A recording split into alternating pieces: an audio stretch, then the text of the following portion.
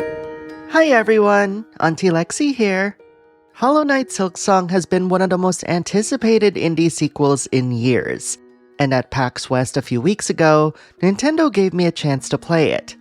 From the moment I took control of Hornet, I could feel how different and alive this world was compared to the original. The experience felt like I was stepping into something that I didn't know I'd been waiting on for years. But here's the truth.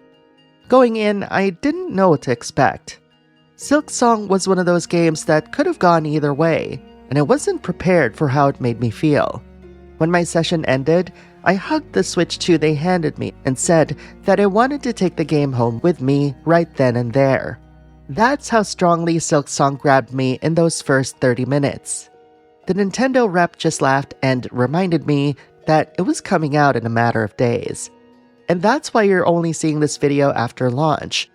At the very last minute, Nintendo sent over B-roll of every game I played at that showcase, including Silksong. So instead of grouping it with the rest, I wanted this game to have its own spotlight. And now that it's finally out, I can share not only those first hands-on impressions, but also how they carry over into the full release. So let's dive in. It's natural to be a skeptic of a game that's been in development, and quiet, for so many years. Most projects that take this long rarely turn out the way we hope. The truth is, whether it's a game, a show, or a movie, you never really know how the audience will respond until it's out in the world. So when Team Cherry was asked, "What took you so long?" and they simply replied, "Because we were having too much fun," that answer actually gave me confidence. It was still a long time, sure, but it also felt like a reminder that they were pouring themselves into making something special. And you can see that attitude within the first few minutes of the game itself.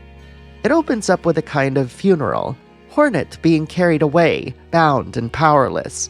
And it feels like Team Cherry's way of acknowledging the doubts of longtime fans who worried if the game had been quietly shelved or if it would release at all.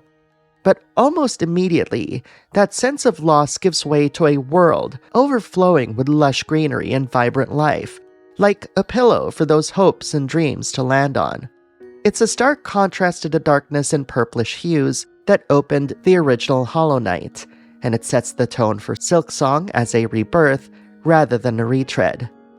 As with most games that feature a powerful protagonist, Silksong begins with Hornet at the very bottom, so her eventual strength feels meaningful. Throughout the opening moments, she clutches herself in pain, the edges of the screen pulsing as if something is holding her back. Back at PAX West, I even asked a Nintendo rep if this was by design or if I was playing it wrong, maybe overusing a resource that left her vulnerable. They confirmed that it was intentional, a way to show that Hornet's full strength is being suppressed. Right away, the game makes it clear that this isn't the same formidable and dangerous Hornet we faced in Hollow Knight. Instead, she's vulnerable, and it's up to us to uncover how her abilities return over time. Even so, Hornet feels a bit more agile than the Knight ever did, maybe because of my own memories of her as a boss, or maybe just because her movements are sharper and smoother.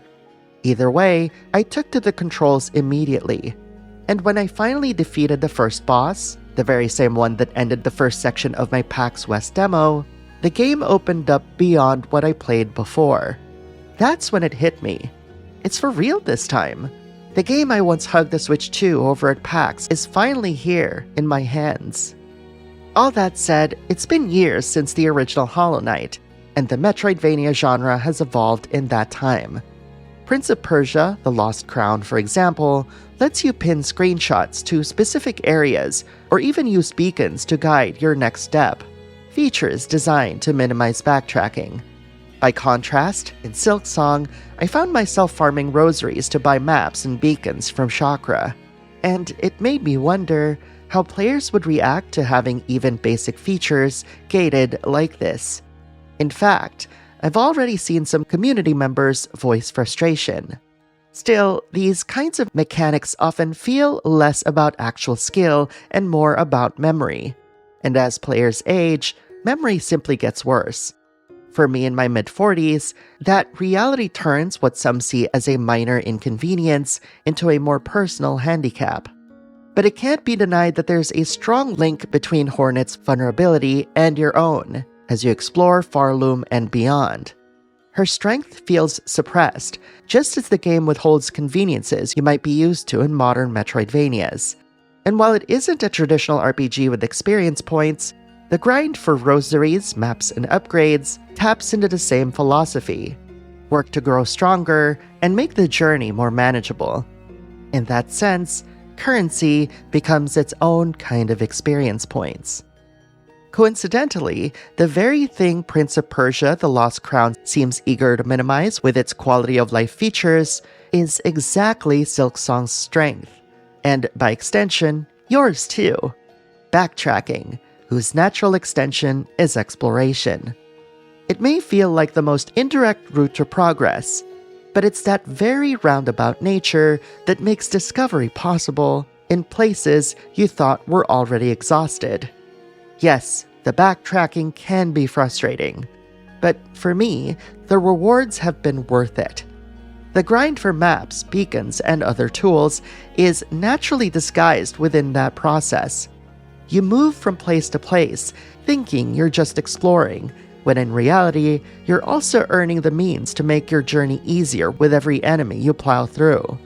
That blend, exploration masking the grind, discovery rewarding persistence, is what makes Metroidvanias click for so many of us. And in finding these hidden alcoves and secret rooms, we see the story of the world expand within those little details. Hints of pilgrims on their way to the Citadel, their stories etched into a world and destined for tragedy. And before you shout, "Spoiler!" come on, look around. It's clear enough that their journey isn't ending in celebration. So you might be asking, "Alright, Auntie, thanks for the genre lecture. But what's the point of all this introspection?" The truth is, it all started when someone asked me a simple question. What's the appeal of Hollow Knight, and by extension, Silksong? And honestly, I don't think just saying, "Oh, it's a challenging Metroidvania," really answers that. It sidesteps the reality that every day, new players are discovering this genre for the very first time. That's why I felt the need to go deeper, not only to define what makes Metroidvania so compelling to us, but also to point out that Silksong doesn't just do these things well, it does them exceptionally. And that oppression and struggle I've been talking about? That's the heart of playing Hollow Knight Silksong. The game may ease you in with a relatively gentle ramp at first, but the moment it throws tougher enemies your way, it tests you. This difficulty, paired with the oppressive atmosphere, defines the game's tone and identity. And compared to many of today's most popular games, especially multiplayer shooters where teammates can share the load or carry you to victory, Silksong strips away those support systems. It amplifies the sense of isolation and intensity, positioning the game as a one-on-one confrontation between you and the world. Every run feels like a pointed challenge aimed directly at you. Can you finish this? Do you have what it takes? That demand, without aid or outside help, creates a powerful but oppressive experience, which naturally raises the question, why would anyone willingly put themselves in such a situation? That choice will vary from person to person, of course. For me, beyond my love for the characters and the world Team Cherry has built, there's a sense of a bygone era embedded in every hallway, every tricky jump, and every boss fight. It harkens back to the punishing design of Ninja Gaiden on the NES, where enemy placements could send you tumbling several screens below. Yet Silksong also layers in a touch of modern approachability.